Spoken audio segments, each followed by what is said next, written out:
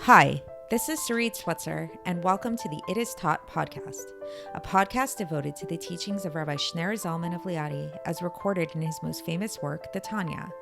My hope for this show is to make these teachings accessible and relatable to the average person, regardless of prior Jewish education or affiliation.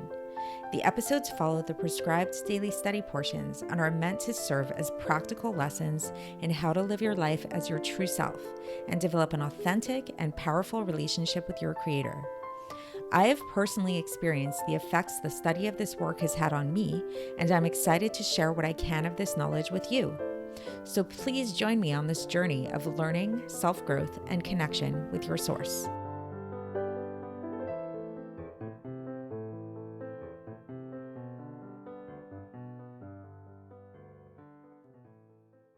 Hi, and welcome to the It Is Taught podcast. This is episode 402 for the 5th of Teves in a regular year. Today we are continuing with chapter 7 of Likkutei Amarim, and we're continuing on the topic of Klipas Noga. So just to give a little bit of a recap, we're talking about the general topic lately has been klipos. Klipos are shells, they are husks that God created that conceal godliness. So as mentioned previously, nothing exists apart from godliness. Everything at its core is essentially godliness. There is nothing other than godliness.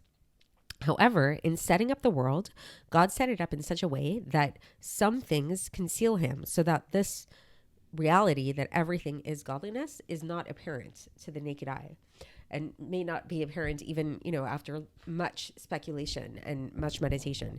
And so the way by which he concealed this reality of the godly nature of everything is through these husks, which are called klipos in Kabbalah. And so what we've been talking about in Tanya is that there are different types of klipos. So we said that there are the totally impure klipos, the 3 klipos tameos, the 3 impure klipos, shalosh klipot tameot, which I like to think of as being totally opaque, that they don't let any light through at all. And now the topic that we've been talking about yesterday, and we're going to continue it today, is this other category of klipa, which is called klipas noga, which loosely translated means a klipa which is a little bit more translucent. It's like a luminous kind of klipa. And the reason why it's called that is because it can go either way. It does have the ability. It's not entirely bad. It has a little bit of good within it. And because of that little bit of good within it, it does have the ability to shine godliness and to portray its godly nature if only used for the proper purpose. So we talked about yesterday how this klipa is the source of all the things in the world that are permissible for a Jew. It's the source of a Jew's animal soul. It's the source of all kinds of different foods and inanimate objects and things that we're allowed to use, but that aren't necessarily inherently holy, but can be used for different kinds of purposes. And yesterday we talked about how if we use these things for holy purposes, like making a really nice Shabbos meal or telling a good joke in order to expand your mind, this is a way of elevating these klipos up into holiness. Today, we're going to go into the darker side. And today, we're going to talk about what happens when you use the klipos in a negative way and what that looks like and what happens when we do that. So the example that the Alter Rebbe starts off with is somebody, so we talked yesterday again about somebody eating meat and drinking wine to expand their mind and to think about God and to think about Torah, or maybe to have a really nice Shabbos meal and to sanctify the Shabbos in that way. And so now we're seeing the flip side of things. What if somebody just indulges in wine and indulges in meat and guzzles wine down just to fulfill their indulgence, the pleasure of their body and their animal soul? So, and if you remember in a previous episode, we talked about, I'll give you a moment to think about this, which element within the animal soul would this correspond to, this kind of behavior? When we said that there's the 4 elements of earth, wind, fire, and water. So that which of the 4 elements, if you can remember, has to do with indulging in physicality? I'll let you think for a second. So the answer is the element of water. The element of water of the 4 elements that are found within the godly soul is the one that is responsible for this type of physical indulgence that a person has. And so when a person engages in this kind of physical indulgence, when a person drinks wine in this really indulgent way and eats that just eats the meat in this like super gluttonous kind of way, what happens is that they take this klipas noga that we said can go either way, and they bring it down, and it becomes at that moment totally and utterly bad, and it becomes encompassed within the other three klipos, which are totally 100% bad and impurity and are impure, and the person's body that's doing this now becomes a garment and a vehicle, a chariot for these things. So at that moment, when a person is engaging in this kind of gluttonous, indulgent behavior, they literally are making their bodies into a chariot for total and utter evil. So that's pretty intense. So the Alter Rebbe says here, he gives a little bit of a saving grace. He says, until the point that a person goes back and returns to serving God and his Torah.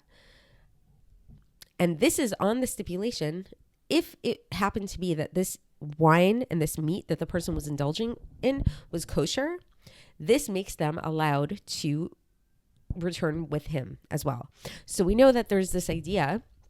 We're going to talk about this a little bit further in Tanya, but the word in Hebrew for, like, words in Hebrew are really, really specific, and they're very telling. It's not just like a random language that's just descriptive, but if you look often at the root of a Hebrew word, you can actually understand what the word means. So the word for permissible in Hebrew is mutar.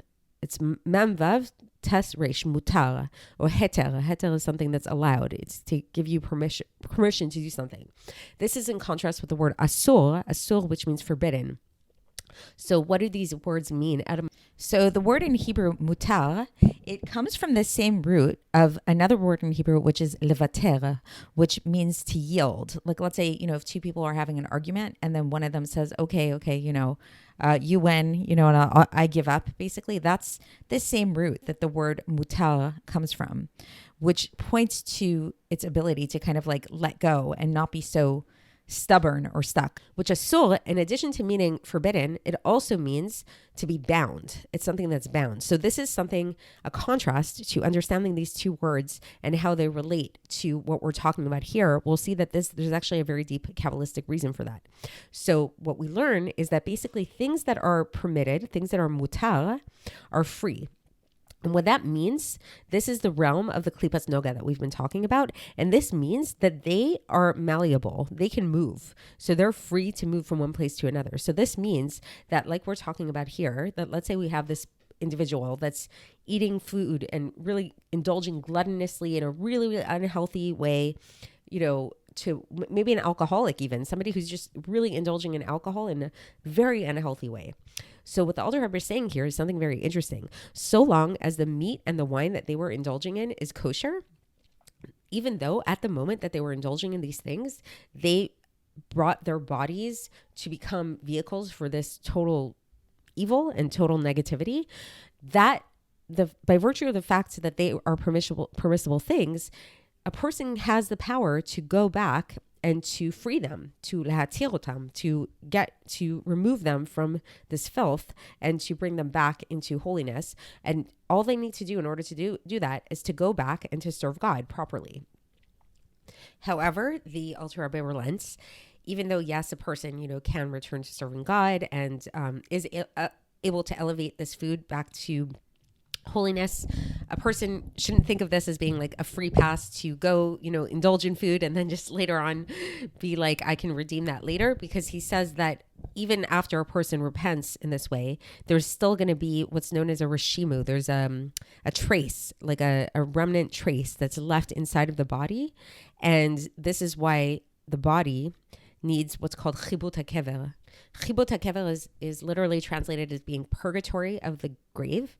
And this means that there's a certain suffering that the soul needs to undergo to kind of cleanse itself after it passes away.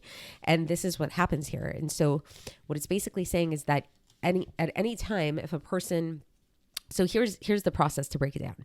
Let's say a person goes and, goes out to eat and eats this really, really lavish meal, and they don't have the best intentions in mind. They're just really indulging in it and eating in a really gluttonous way just to fill their stomachs, drinking that wine just to forget their troubles and be in the moment, be in the pleasure, in this really, really hedonistic kind of way. So at that moment, their body becomes a garment and a vehicle for total and utter evil. Nevertheless, they can then go back afterwards and realize what they did and be like, oh my gosh, I can't believe I did that. And then go back and return to serving God and return to being more authentic to their more godly self. And after they do that, then they have now redeemed that klipas noga from the evil forces, and they were able to elevate it back up to its proper place in holiness. Nevertheless, a trace of that impurity will remain within them until they die, at which point they will have to undergo the purgatory of the grave, the chibut kever, that will have to cleanse them and rid them of this. And so only in death, basically, will a person be totally cleansed from this impure spirit that comes from there. Okay, so up until now, we've been talking about permissible things. So things that are, eating food or engaging in different kind of activities that are technically permissible, but the person didn't necessarily have the best intention while they were engaging in these activities. But what about if somebody actually engages in activities that are forbidden? So the Alter Rebbe gives the examples specifically of eating forbidden foods or engaging in sexual activities that are forbidden. So, for example, adultery, incest, things like that. So these things, as we've learned previously, do not come from klipas noga, from the more luminous, translucent klipa.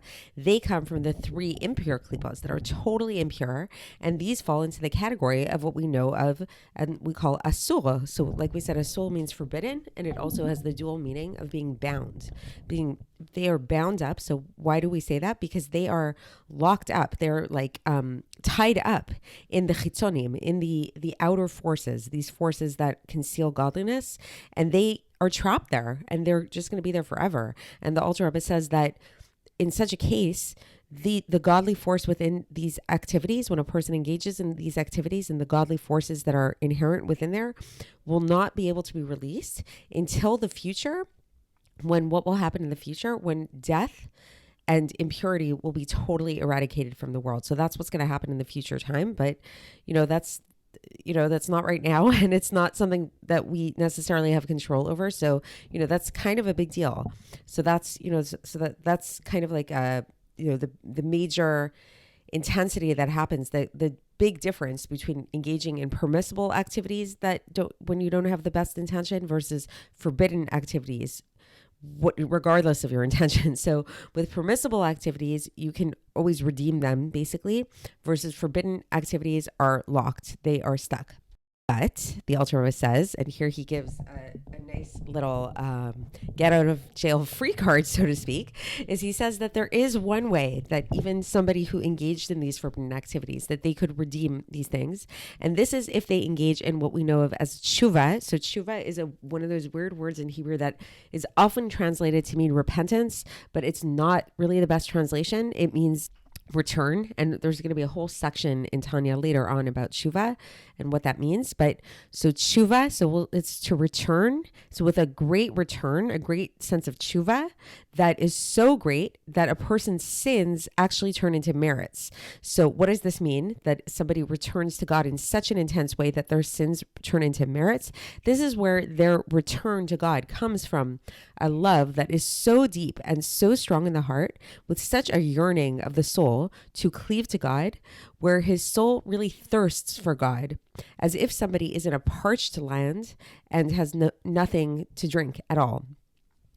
And this is coming from this realization that basically they were stuck in the Sitra Achra, in this other side, and so far from God, with such great distance. So their soul is going to strive and thirst for God in a way that tzaddikim cannot identify with. Tzaddikim don't have this kind of thirst for God, the righteous people.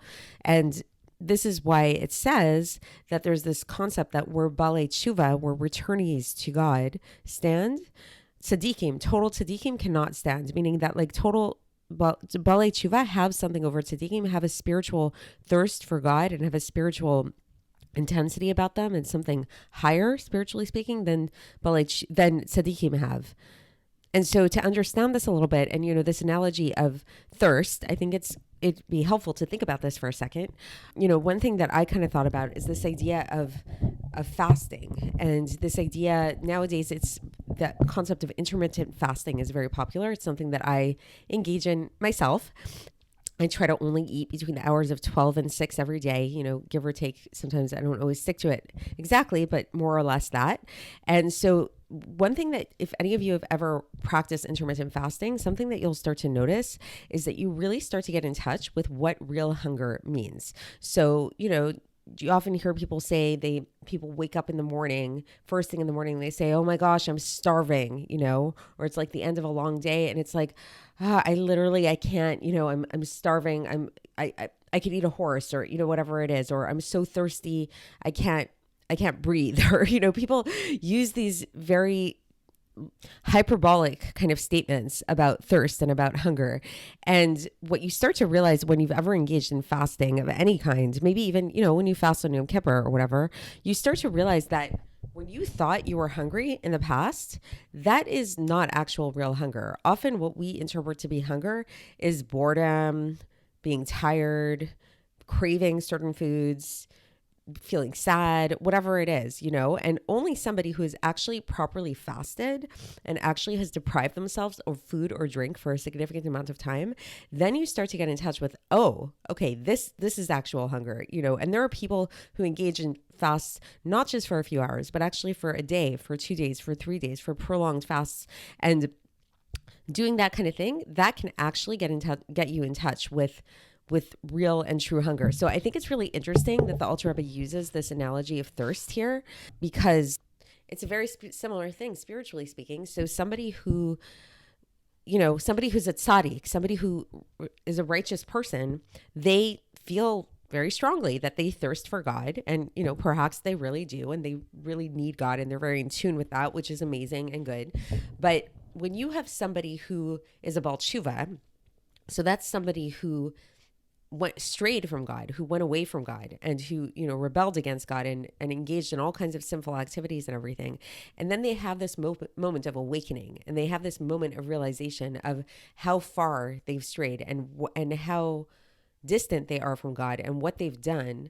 This rude awakening is actually going to give them that thirst that they could never have experienced had they not fasted, so to speak, from God, had they not gone away from God the way that a tzaddik has. So that's a good way to kind of understand this idea that why this tshuva, this great tshuva from out of love, is so powerful, to the point that it can make a person actually redeem these sparks, and that where their sins can actually turn into merits, because it's so powerful in that way, and why these kind of people who are Balei Tshuva can stand in a place that total tzaddikim cannot stand.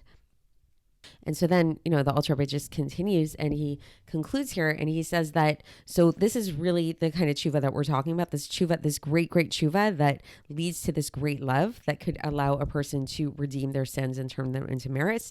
However, if somebody just does like a regular kind of returning, like they just return to God and, they feel bad about what they did, then sure, God will forgive them and they'll be totally forgiven. However, we can't say that their sins are going to turn into merits, or that these sinful activities they did that were trapped inside of the klipos now can rise up until the point where, like we said, in the future era, that's the only time when they really will be able to be elevated and emancipated from this evil dark place, is really only going to be in the future, when there is no more death and there is no impurity. So that's it for today. So just a little recap. So today's topic has been all about going against God and doing things that are not for God, but actually just for self-indulgence. And we brought this up. We brought up two categories of this. There's the category of doing this kind of behavior with things that are permissible and engaging in activity that's technically permissible, but just not having the best intentions behind it. So, really indulging in food or wine in a way that's not for God, but just for gluttony, for, indulging in yourself. And then we talked about what happens when you indulge in activities that are outright forbidden. So like forbidden sexual activities, or eating foods that are not kosher, things like that. And we talked about how to elevate both of these things and how it's really different. So in the case of permissible activities, if a person engages in permissible activities in a way that's really indulgent, so even though at the time what they're doing is they're actually drawing down these activities from Klipas Noga into the 3 Klipas hatmeos, the totally impure klipos at that time. In order to redeem it, all a person needs to do is really just shift their intention and reestablish their connection with God and go back to serving God, and they're good to go. And these klipos will be elevated. There will be a trace of it that does remain within their body, and this will be purged out of them when the person dies and they go through the purgatory of the soul. However, generally speaking, they're good to go and they're back to serving God and they have elevated the klipos, at least to a certain extent. However, when a person engages in forbidden activities, that is different, because when a person engages in forbidden activities, this is coming from a place of the 3 impure klipos that are totally bound, that are totally trapped, and they cannot be emancipated at all through regular returning to God or anything like that. The only time that they will be emancipated for real is when in the future, when there's no more death and no more impurity, and that will elevate them. However, the Alter Rebbe does say that there is a very small exception, which is that if a person engages in a certain type of tshuva, a certain type of return to God that is so intense and so strong that it leads to this deep sense of thirst and love of God, that in this awareness of how far they've strayed. So if a person really gets to that level of tshuva, they can actually transform their sins into merits, and this too can actually elevate these klipos out from where they have fallen in the darkness. And so that's it for today. And tomorrow we are going to conclude chapter 7. I'll speak with you then. Thanks for listening to the It Is Taught podcast, hosted by Sarit Switzer. This podcast is dedicated in loving memory of my maternal grandfather, Avraham Yitzchak ben Binyamin HaKohen of blessed memory. Music by Shoshana. If you enjoyed this episode and would like to support the show, please share it with others and subscribe on YouTube, Apple iTunes, Spotify, or wherever you listen to podcasts. And make sure to leave us a 5-star review. To find out more about the It Is Taught project, including more information on my soon-to-be published book, please visit our website, itistaught.com. To catch the latest from me, follow me on Facebook, Instagram, and Twitter. Looking forward to speaking with you tomorrow, and until then, have a great day.